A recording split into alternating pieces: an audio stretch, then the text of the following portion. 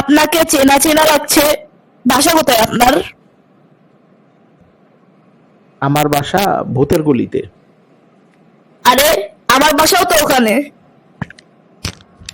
আচ্ছা, তাই নাকি? তো কত নম্বর বাসায় থাকেন? আরে তাই নাকি? আমিও তো 17 নম্বর বাসায় থাকি। তাই নাকি? আপনি কয়তলায় থাকেন? 6 তলার পশ্চিম দিকের ফ্ল্যাটে। আরে, আমিও তো 6 তলার পশ্চিম দিকের ফ্ল্যাটেই থাকি। আপনাদের ঘটনা কি বলেন তো? আপনারা একই বাসায় থাকেন অথচ কেউ কাউকে চেনেন না। আরে ভাই, দেখেন না, গাড়ি আসার আরো 1 ঘন্টা লেট, তাই বাপ বেটা মিলে টাইম পাস করতেছি।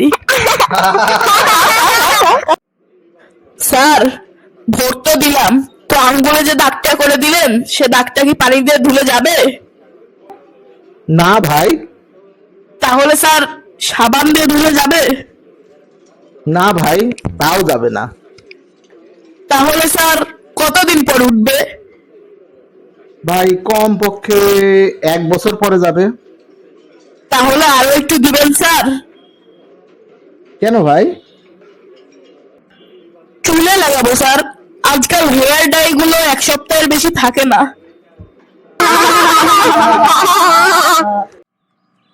আউসাব, বলো তো, রাতে বৃষ্টি হলে বিদ্যুৎ চমকায় কেন?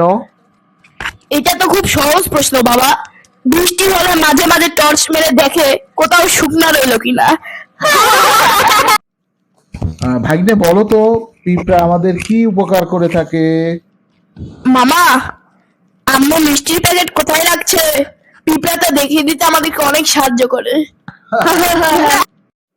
আমাদের দোকানে যে পচা ডিমগুলো ছিল সেগুলো কে কিনলো? স্যার, লিয়াকত সাহেব নিয়ে গেছেন।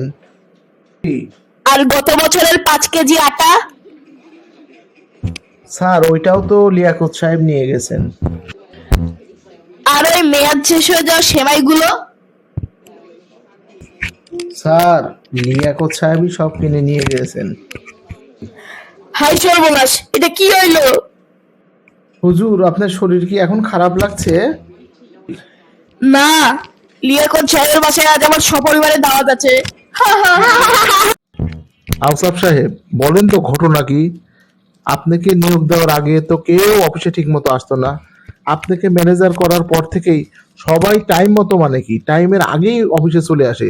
আপনি কি জাদু জানেন বলেন তো একটু দেখি। না স্যার, জাদু টাদু কিচ্ছু না। আমি অফিস থেকে একটা চেয়ার সরিয়ে ফেলেছি।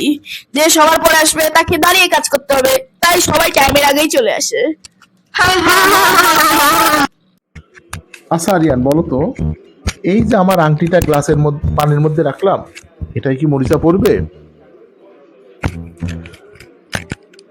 না স্যার, কখনোই ধরবে না।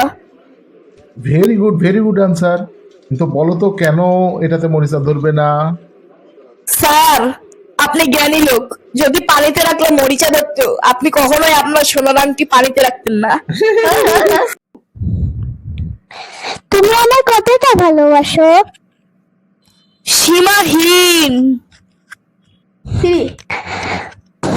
তাহলে তুমি কেন তাজমহল বানাচ্ছ না? জমি কেনা হয়ে গেছে, তোমার মরার অপেক্ষায় আছি।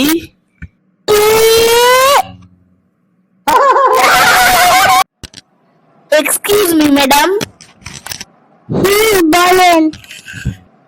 ম্যাডাম, আমি আপনাকে অনেক ভালোবাসি। I love you. আমার পক্ষ থেকে এই সাবানটি গ্রহণ করুন। ভালোবাসেন ভালো কথা, সাবান কেন?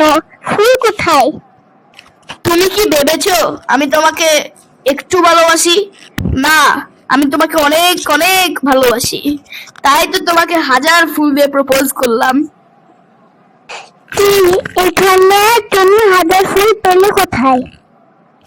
কেন তুমি জানো না, লাক্স সাবানে রয়েছে 1000 ফুলের সৌরভ। তাই তো তোমাকে লাক্স সাবান দিয়ে প্রপোজ করলাম।